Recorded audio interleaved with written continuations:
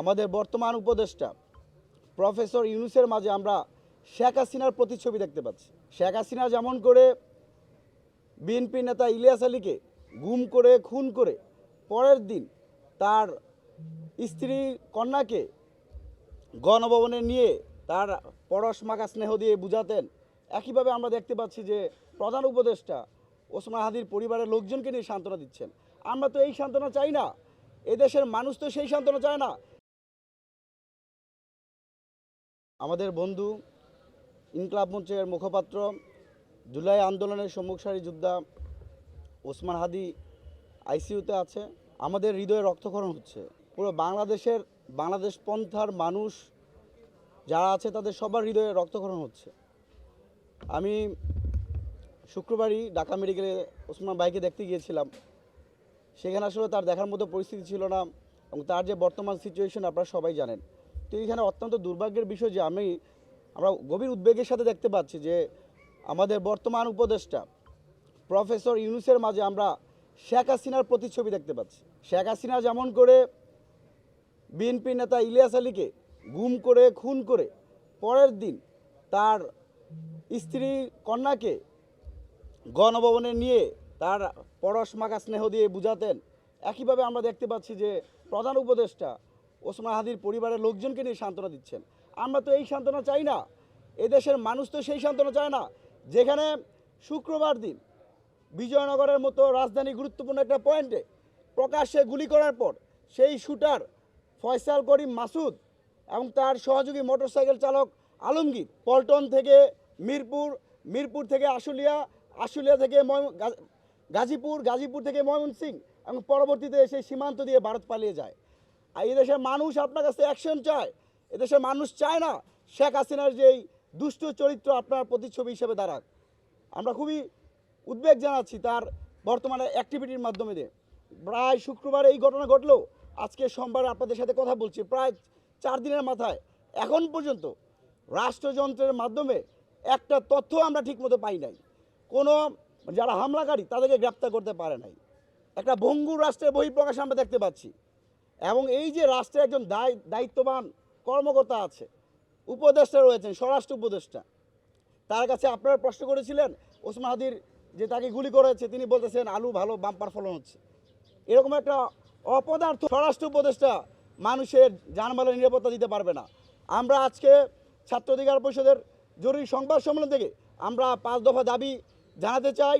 1, অনতিবিলম্বে স্বরাষ্ট্র উপদেষ্টা জাহাঙ্গীরকে পদত্যাগ করতে হবে। একই সাথে প্রধান উপদেষ্টার স্বরাষ্ট্র মন্ত্রণালয় সম্পর্কিত বিশেষ সহকারী খোদা বক্স চৌধুরীকেও পদত্যাগ করতে হবে।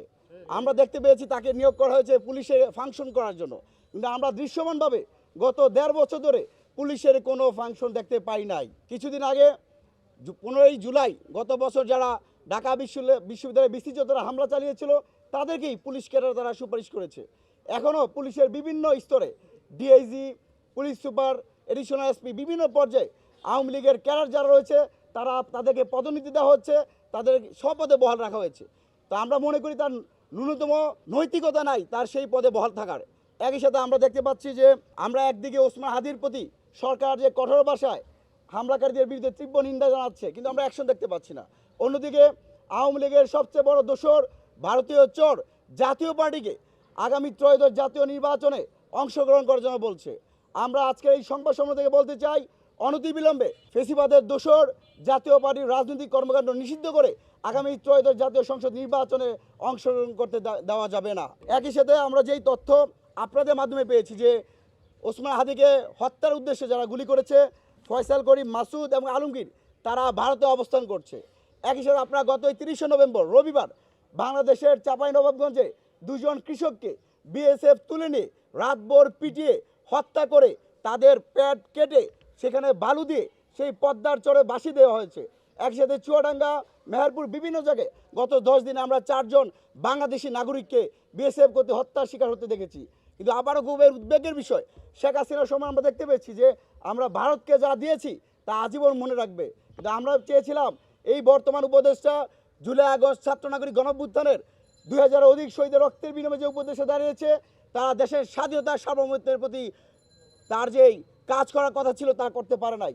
আমাদের 4 জন নাগরিককে তারা বিএসএফ হত্যা করেছে। এখন পর্যন্ত আমরা একটা পতাকা বৈঠক হতে দেখি নাই। আমাদের ভারতীয় যে হাই কমিশনার আছে তাকে তলব করতে দেখি নাই।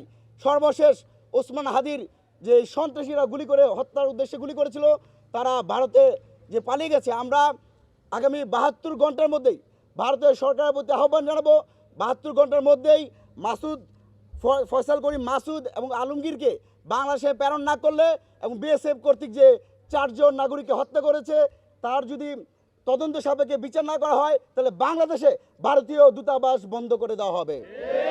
এদেশের মানুষ ভারতের বা দিল্লির দাসত্ব করার জন্য শেখ হাসিনার পরাজিত করে নাই। একই সাথে আমরা আবার বলতে চাই, আওয়ামী লীগ এখন যেখানে বিভিন্ন জায়গায় গাপটি মেরে বসে আছে, আগামী ত্রয়োদশ জাতীয় সংসদ নির্বাচনকে ভাঙচুর করার ষড়যন্ত্র করার লক্ষ্যে বিভিন্ন জায়গায় গান পাউডার দিয়ে এবং ময়মনসিংহে একজন ঘুমন্ত চালককে আগুন দিয়ে হত্যা করেছে। আমরা এই আগুন দিয়ে হত্যা করার রাজনীতি থেকে বাংলাদেশের মানুষকে পরিত্রাণ দিতে চাই। আগামী ত্রয়োদশ জাতীয় সংসদ নির্বাচনে যেন আওয়ামী লীগের কোনো স্বতন্ত্র নামে কোনো প্রার্থী যেন আগামী ত্রয়োদশ নির্বাচনে অংশগ্রহণ করতে না পারে, সেক্ষেত্রে আমরা ইসির থেকে পরিপত্র জারি করার আহ্বান জানাই। একই সাথে গত 31শে আগস্ট আপনারা দেখতে পেয়েছিলেন আমরা জাতীয় পার্টি আওয়ামী লীগের দোসর যারা রয়েছে তাদের রাজনৈতিক কর্মকাণ্ড নিষিদ্ধ, যেই দাবিতে যেই ঘটনার প্রেক্ষাপটে হাসানুল ইনু রাশেদ খান মেননরা আজকে জেলে আছে, সে একই দাবিতে বাংলাদেশে 2014 সালের ভোটারবিহীন নির্বাচন, 28 সালে ভোট ডাকাতি নির্বাচন, 24 সালের ডামি নির্বাচন, পুরো বাংলাদেশের গণতন্ত্র হত্যার সাথে সরাসরি যারা জড়িত বিদেশি চাকর যাদেরকে বলা হয়, সে জাতীয় পার্টির রাজনৈতিক কর্মকাণ্ড নিষিদ্ধের জন্য আমরা 31শে আগস্ট বিপিনুল হক নুরের নেতৃত্বে আমরা প্রোগ্রাম করেছিলাম। সেই প্রোগ্রামে আপনারা দেখেছিলেন ভিডিও ফুটেজ ছিল, সেখানে নুরুল হক নূরকে কীভাবে পুলিশ সেনাবাহিনীর কর্মকর্তা হত্যার উদ্দেশ্যে হামলা করেছিল। আমি সেখানে আহত হয়েছিলাম, 1 মাস চিকিৎসাধীন ছিলাম, কিন্তু গত 4 মাস হলো এখন পর্যন্ত সেই হামলার কোনো বিচার পর্যন্ত দেখতে পাই নাই। আমরা সেই হামলার বিচার দেখতে চাই। একই সাথে 31শে আগস্ট নুরুল হক নূর, গত পরশুদিন আগের দিন ওসমান হাদি, এরপর হয়তো আমি নাহলে হাসনাত আবদুল্লাহ বা ফুয়াদ বা যে কেউ হতে পারে, বা বাংলাদেশের নাগরিকরা নিরাপত্তাহীনতায় ভুগছে। আশা করি এই যে আমাদের আজকে যে 5 দফা দাবি রয়েছে, সেই 5 দফা দাবি বাস্তবায়ন করে বাংলাদেশের মানুষকে স্বস্তিদায়ক একটা পরিবেশ নিশ্চিত করতে হবে, যেই পরিবেশের মধ্যে দিয়ে আগামী ত্রয়োদশ জাতীয় সংসদ নির্বাচনে উৎসবমুখর পরিবেশে নির্বাচন অনুষ্ঠিত হবে।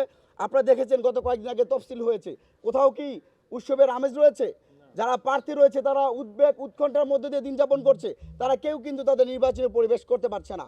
এই রকম পরিবেশ যদি থেকে থাকে, প্রফেসর যিনি বারবার বলেছিলেন, জুলাই সনদ অনুষ্ঠানে বলেছিলেন যে আমি বাংলাদেশের ইতিহাসে গত 54 বছরে যে নির্বাচন হয় নাই, সবচেয়ে গ্রহণযোগ্য সুষ্ঠু নিরপেক্ষ নির্বাচন দিতে চাই, সেই নির্বাচন দিতে চায়। কিন্তু আমরা দেখতে পাচ্ছি বাংলাদেশের ইতিহাসে এরকম পরিবেশ যদি থাকে, বাংলাদেশের ইতিহাসে সবচেয়ে বেশি রক্তক্ষয়ী সংঘর্ষের লাশের নির্বাচন উপহার দেবে প্রধান উপদেষ্টা প্রফেসর ইউনূস। সুতরাং এই বিদ্যমান কাঠামোতে, বিদ্যমান আইন শৃঙ্খলা পরিস্থিতির মধ্য দিয়ে ন্যূনতম যেখানে সাধারণ মানুষের নিরাপত্তা নাই, সেখানে এরকম বৃহৎ একটা কর্মযোগ্য জাতীয় নির্বাচন করার সুযোগ নাই।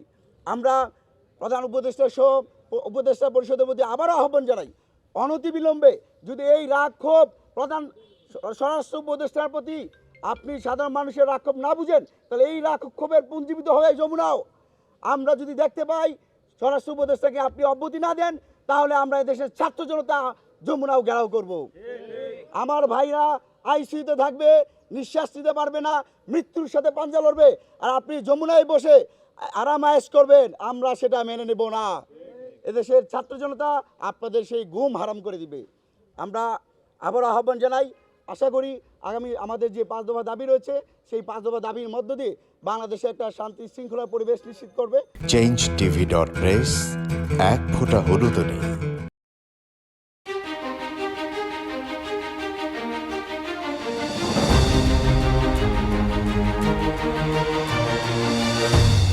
পহেলা জানুয়ারি 2026 ইউটিউব জার্নালিজমের অগ্রদূত changetv.press সংগ্রাম মুখর 7 বছর পেরিয়ে পা দেবে গৌরবান্বিত 8 বছরে। এই আনন্দ প্রহরী সবাইকে নিরন্তর শুভেচ্ছা।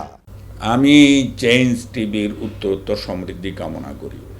যেভাবে আপনারা এগিয়ে যাচ্ছেন, আমি আশা করব আরও ব্যাপকভাবে চেঞ্জ টিভি এই দেশের সাধারণ গরিব দুঃখী মানুষের অভাবগুলো, অভিযোগগুলো সমস্যাগুলো তুলে আনবেন, জাতির সামনে পেশ করবেন, রাজনৈতিক নেতৃবৃন্দের কাছে এটা তুলে ধরবেন, রাষ্ট্রের কাছে এটা তুলে ধরবেন।